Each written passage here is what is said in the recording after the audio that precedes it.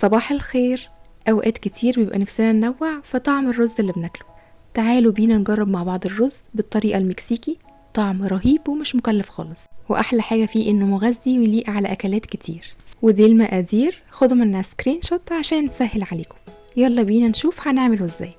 هنحتاج كوباية رز مصري او بسمتي على حسب المتوفر عندكم، وفلفل رومي الوان اخضر واصفر واحمر متقطع مكعبات صغيرة، ربع كوباية صلصة طماطم، نص بصلاية متوسطة متقطعة مكعبات صغيرة، فص توم كبير، نص معلقة صغيرة شطة، ملح على حسب الرغبة، نص معلقة صغيرة كمون.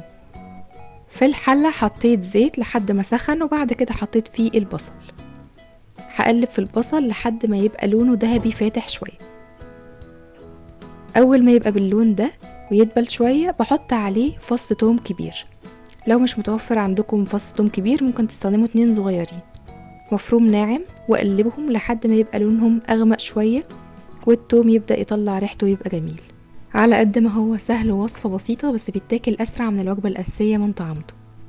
بعد ما البصل والتوم دبلوا وبقى لونهم ذهبي بحط عليهم الفلفل الالوان المتقطع مكعبات صغيرة.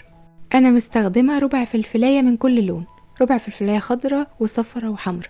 ولما بتضعفوا الرز بتضعفوا كل المكونات، الفلفل والصلصة وكل حاجة. يعني لو كوبايتين رز هنستخدم نص فلفلاية من كل لون. وفي المرحلة دي لو حابين تضيفوا قيمة غذائية للرز اكتر ممكن تضيفوا فاصوليا حمراء او سويت كورن المعلبة زي ما تحبوا. هسيبهم يتبلوا مع البصل والثوم حوالي دقيقتين بس، وبعد كده اروح حاطه عليهم الرز المغسول ومتصفي كويس. هقلبهم مع بعض، مش بسيب الفلفل كتير يدبل مع البصل والثوم لان هو لسه هيكمل سواه مع الرز. هقلبهم دقيقتين وبعد كده بروح حاطه عليهم البهارات هنا انا حاطه نص معلقه صغيره شطه، ونص معلقه صغيره كمون، وملح على حسب الرغبه. انا استخدمت نص معلقه صغيره برضو.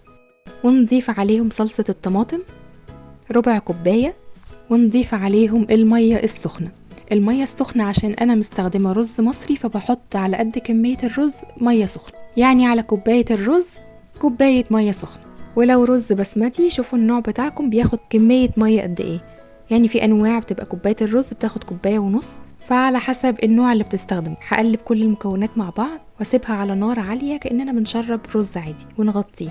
وعقبال ما يشرب المية بتاعته بديله تقليبة كده او تقلبتين في النص علشان ما يلزقش من تحت، لان الرز ده الصوص بتاعه تقيل شوية عشان فيه صلصة. الرز العادي المية بتكون خفيفة فبيستوي عادي من غير تقليب، انما ده لازم نديله كده تقلبتين لحد ما يشرب المية بتاعته زي ما انتم شايفين اهو. وبعد كده بوطي عليه النار واحط تحتيه الشياطة واحط الغطا واسيبه يستوي كأنه رز عادي خالص. وهيطلع معانا بالشكل القمر ده، لونه بيبقى اورنج غامق كده، وفي نفس الوقت الفلفل ماسك نفسه مش مهري. ريحة الفلفل مع الثوم مع البصل خطيرة، ولا الطعم ما يتحكيش على جماله. بيليق جنب اكلات كتير ما تعدوش، اهمها فاهيتا الفراخ، لان المكونات بتاعته قريبة من مكونات الوصفة نفسها. يعني ده فيه فلفل الوان وده فيه فلفل الوان وبصل وتوم، فعامل كده تناغم في الطعم رهيب. جربوهم مع بعض وانا متأكدة انها تعجبكم جدا. وده شكل الفاهيتا، الطعم جماله ما يتوصفش. واللي حابب يتفرج على وصفة فاهيتا الفراخ هتلاقوا اللينك بتاعها تحت في الديسكريبشن بوكس وفي الفيديوهات المقترحة في النهاية خالص. طعمه سبايسي شوية، لو محدش بيحب الحراق قللوا الشطة، بس هي الوصفة الأصلية أصلا بتكون سبايسي شوية. تعالوا ندوقوا مع بعض. رهيب. أتمنى من كل قلبي إن الوصفة تكون عجبتكم.